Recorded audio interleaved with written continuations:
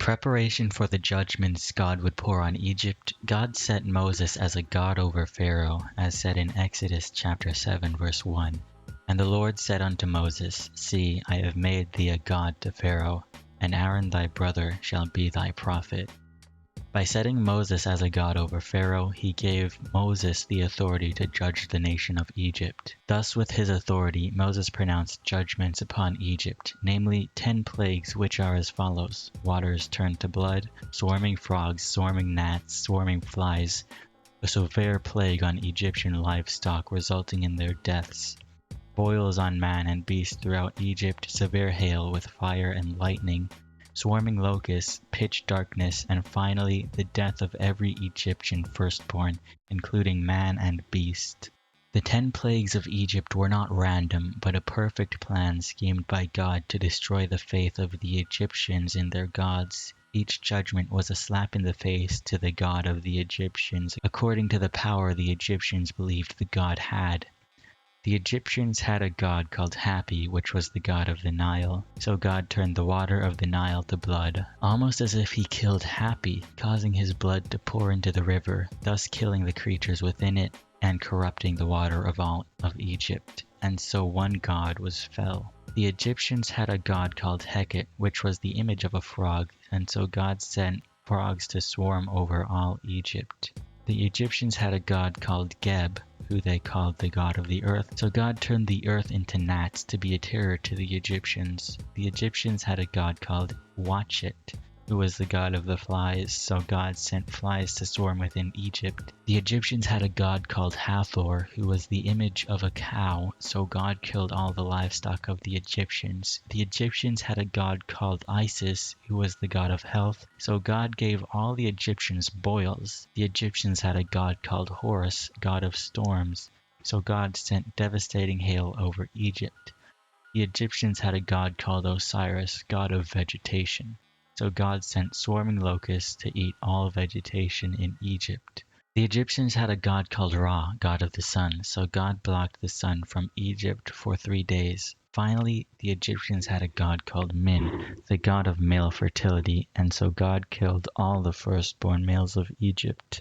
Thus it says in Exodus chapter 12, verse 12, For I will pass through the land of Egypt that night, and I will strike all the firstborn in the land of Egypt, both man and beast, and on all the gods of Egypt I will execute judgments. I am the Lord.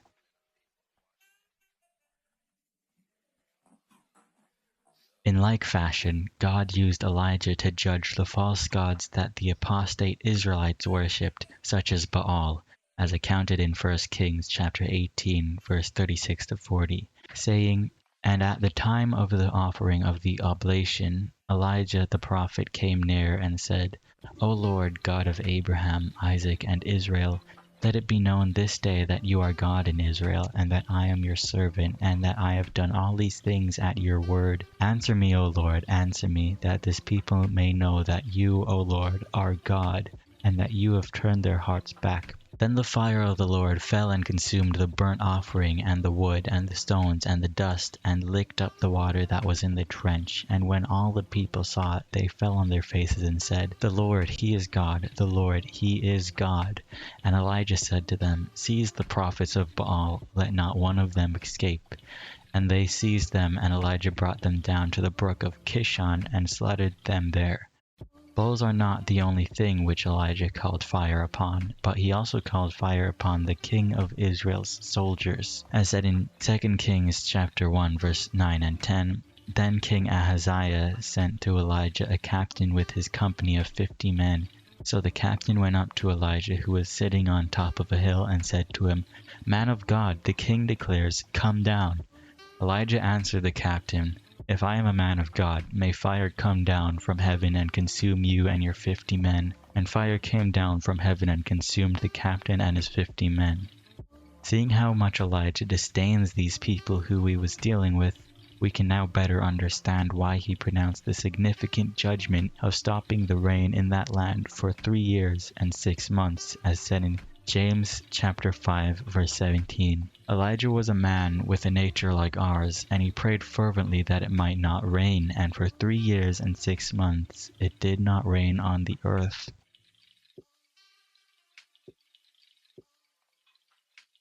In Revelation chapter 11 verse 1 to 3, we are told of 2 witnesses who will prophesy during the great tribulation, saying, "Then I was given a measuring rod like a staff, and I was told, Rise and measure the temple of God and the altar and those who worship there, but do not measure the court outside the temple. Leave that out, for it is given over to the nations, and they will trample the holy city for 42 months. And I will grant authority to my 2 witnesses, and they will prophesy for 1,260 days, clothed in sackcloth." And verse 6 says, "They have the power to shut the sky, that no rain may fall during the days of their prophesying." 42 months, 1260 days, both add up to 3.5 years, which corresponds with Elijah, who stopped the rain in Israel for 3.5 years. Not to mention that the 2 witnesses killed their enemies with miraculous fire, as said in verse 5. "And if anyone would harm them, fire pours from their mouth and consumes their foes."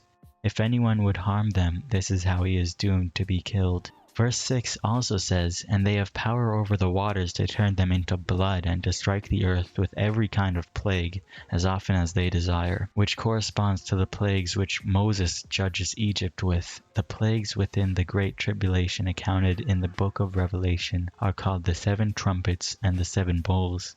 The first bowl is hail and fire mixed with blood, which causes sores on the inhabitants of the earth, the same as the plague Moses judged Egypt with. The second and third bowl is the sea and rivers turning to blood, just like what Moses did to the Nile. The fourth trumpet darkens the sun, similar to when the sun didn't shine on Egypt. The fifth trumpet brings up locusts who torment like scorpion stings, similar to the swarms of bugs within Egypt. The sixth trumpet brings angels of death to kill 1/3 of mankind, somewhat like when the firstborns of Egypt were killed. The seventh bowl is great hail falling onto the inhabitants of the earth, just as Moses did to the Egyptians. To top it off, Revelation chapter 16 verse 13 says, "And I saw coming out of the mouth of the dragon, and out of the mouth of the beast, and out of the mouth of the false prophet, 3 unclean spirits like frogs," which is reminiscent of the Egyptian frog god Heket, which God judged through Moses. Judging by these similarities between the 2 witnesses and Moses and Elijah, could it be that these are the dynamic duo of the end times and will possibly be judging the same ancient gods as they did before?